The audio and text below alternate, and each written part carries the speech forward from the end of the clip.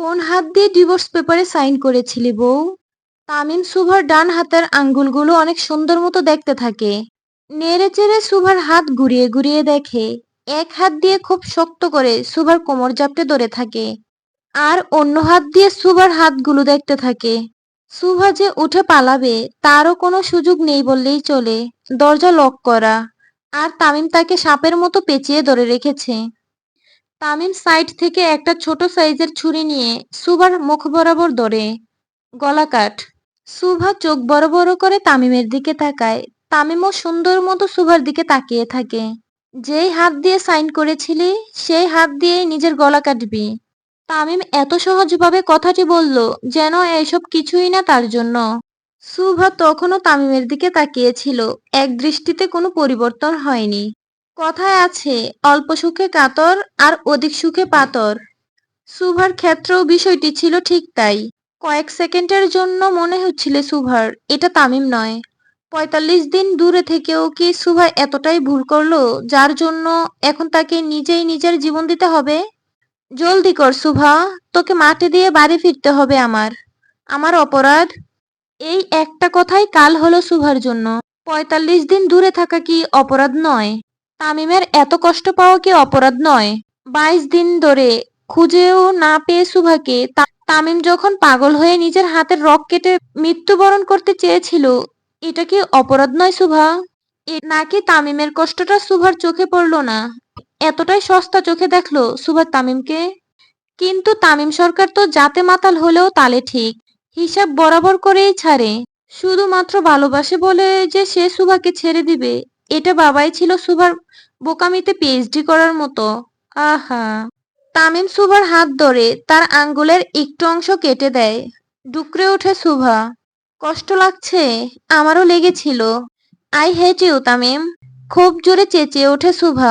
তামিম সুভার কাটা হাত চেপে ধরে আরো ব্যথা দেয়। আহ! তুই এমনিতেও আমাকে ভালোবাসিস না, আই নো। কিন্তু আমি যে তোকে ভালোবাসি অনেক।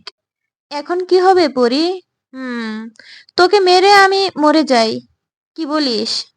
আমি মরে গেলেও আপনাকে ভালোবাসবো না। আমি ঘৃণা করি আপনাকে। আপনি আমি পশু। তামিম খুব জোরে জোরে হাসতে থাকে। তামিমের হাসিটা সুভার কানে কর্কশভাবে লাগলো। বাসবি বাসবি, তুই আমাকে ঠিকই ভালোবাসবি। না বেসে যাবি কই? সুভার হাত সামনে নিয়ে আসে তামিম। তারপর সেই কাটা অংশ দিয়ে যেখানে সাইন করেছিল সেই অংশটি মুছে দেয় সুভার রক্ত দিয়ে। এতেই তামিম শান্ত হয়নি। কাগজের অবশিষ্ট সাদা অংশে সুভার কাটা হাতের আঙ্গুল দিয়ে বেশ কয়েকবার আই লাভ ইউ তামিম লেখায়। সুভার আই হেট ইউ তামিম বলাটা তামিমের ঠিক পছন্দ হয়নি। তাই সুভার রক্ত দিয়েই বেশ কয়েকবার আই লাভ ইউ তামিম লেখায় তামিম সরকার। সুভা অনেক চেষ্টা করে উঠে দাঁড়ানোর, তামিমকে থামানোর, তাকে ধাক্কা দেওয়ার, কিন্তু না, কোনো কিছুই কাজে দেয়নি। বন্ধ দরজার আড়ালে তার কণ্ঠস্বরও বন্ধ হয়ে যায়। তামিমেরও কোনো নড়চড় নেই। সে নিজের মতো করে সুভাকে শাস্তি দিতে ব্যস্ত। সুভার আকুতি মিনতি কান্না কোনো কিছুই তার মনের পরিবর্তন করতে পারে না। এটাই তো তামিম সরকার। এটাই তার চিরচেনা ভয়ঙ্কর রূপ। তামিম যতবার রেগেছে ততবার কারো না কারোর বিপদ এসেছে। ততবার কেউ না কেউ নিজের ভয়ঙ্কর মৃত্যুর দৃশ্য নিজ চোখে দেখেছে। আজকে হয়তো সুভার পালা ছিল। ঘরের বউ বলে যে তামিম সরকার তাকে ছেড়ে দিবে এটা ভাবাও বোকামি। অনেক ধস্তাধস্তি করেও সুভা নিজেকে ছাড়াতে পারে না। এক পর্যায়ে ঢলে পড়ে তামিমের বুকে। তামিমও কিছু না বলে সুভাকে শক্ত করে জড়িয়ে ধরে। ছেলে মানুষ সহজে কাঁদে না, কিন্তু আমি কেঁদেছিলাম তোর জন্য। তামিম সুভার অবচেতন মুখটি নিজের মুখ বরাবর নিয়ে আসে। ভালো তো সবাই বাঁচতে পারে, কিন্তু ভালোবেসে বরবাদ কয়জন হতে পারে? তামিম শব্দ করে সুভার ঠোঁটে চুমু খায়। বেশ অনেকক্ষণ ধরে রাখে তামিম সুভার ঠোঁট। তামিমের চোখ দিয়েও পানি গড়িয়ে পড়ে। প্রায় ১২ থেকে ১৩ মিনিটের মতো তামিম নিজের ঠোঁট সুভার ঠোঁটে বসিয়ে রাখে। আমি বরবাদ হয়ে গেছি তোর প্রেমে সুভা। আমি পাগল হয়ে গেছি। তোকে কাছে রাখার জন্য আমি ১ কোটি মানুষকেও পরপারে পাঠাতে পারি। দরকার হলে তোকে নিজের হাতেও দাফন করব, কিন্তু অন্য কারোর হাতে দিব না। আমাকে ছাড়তে দিব না তোকে। তামিম উঠে সুভাকে বিছানায় শুইয়ে দেয়।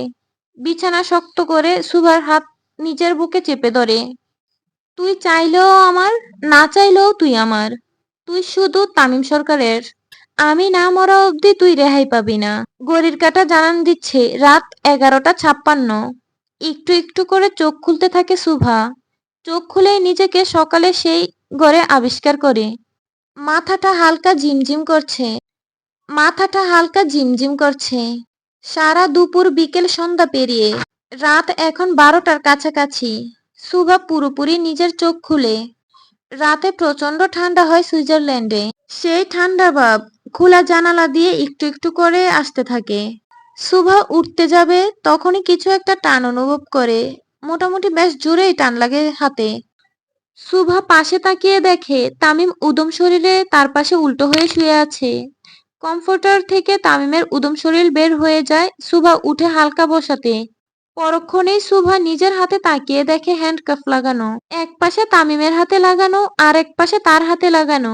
শুভা বসে নিজেই মাথায় হাত রাখে। তখনই চোখ যায় তার শরীরে শর্ট নাইট স্যুট পরা। শুভা তো ফ্রক পরেছিল, তাহলে নাইট স্যুট? তখনই শুভা অনুভব করে তার দাঁতের ব্যথাও তেমন নাই বললেই চলে। যেই দুইটা দাঁত মাড়িতে ঢুকে গিয়েছিল সেগুলো ঠিকঠাক রিপেয়ার করা। গালে হাত যেতেই শুভা নিজের কাটা আঙ্গুলের দিকে তাকায়, সুন্দর মতো ব্যান্ডেজ করা। শুভা বুঝতে পারে এগুলো কার কাজ, কিন্তু যতটুকু শুভা জানে এত সহজে তো দাঁতের ব্যথা যায় না। তাহলে তার গেল কিভাবে? শুভা আস্তে আস্তে করে নিজের পায়ের দিকে তাকায়, পায়েও ব্যান্ডেজ করা। শুভার এমন নড়াচড়াতে ঘুম আলগা হয়ে আসে তামিমের। এক টান দিয়ে শুভাকে নিজের বুকের উপরে ফেলে দেয় আর তাকে জড়িয়ে ধরে খুব শক্ত করে। এক কমফোর্টারের ভিতরে তামিম শুভা শুয়ে থাকে। তামিম ঘুমিয়ে গেলেও শুভার চোখে ঘুম নেই বললেই চলে। সে তামিমের হাত যত ছাড়ানোর চেষ্টা করে ততই তামিম শক্ত করে ধরে। এক পর্যায়ে শুভা চুপচাপ তামিমের বুকে মাথা দিয়ে শুয়ে থাকে। শুভার হাত তামিমের হাতের সাথে লাগানো বিদায় হাত বাঁকা হয়ে যায় শুভা। তাই বেশি নড়াচড়া করে নিজেকে আর কষ্ট দিতে চায় না শুভা। তাই চুপচাপ শুয়ে থাকে। শুভা চুপ হতেই তামিম শুভার হাত থেকে হ্যান্ডকাপটি খুলে ফেলে। শুভা ব্যথা পাচ্ছিল, এটা তামিম বুঝতে পারে। হ্যান্ডকাফ খুলতেই শুভা চোখ খুলে ফেলে আর তামিমের ঘুমিয়ে যাওয়ার জন্য অপেক্ষা করে। বেশ অনেকক্ষণ অপেক্ষা করার পর শুভা বুঝতে পারে তামিম এখন গভীর ঘুমে আচ্ছন্ন। শুভা একটু একটু করে তামিমের হাত সরিয়ে পা টিপে টিপে দরজার কাছে চলে যায়। শুভা জানে না দরজার পিন কি। পাসওয়ার্ড টাইপ করার জন্য হাত বাড়ায় সামনে। সামনে হাত বাড়াতেই শুভা অনুভব করে তার পিছনে কেউ দাঁড়িয়ে আছে। পারফিউমের ঘ্রাণ নাকে আসতেই শুভা বুঝে যায় এটা ভূত নয়, তামিম সরকার নিজেই। তামিম শুভার শরীর ঘেঁষে দাঁড়ায়। কোনো কথা না বলে চুপচাপ ওভাবেই দাঁড়িয়ে থাকে তামিম। শুকনো ঢুক গিলে শুভা।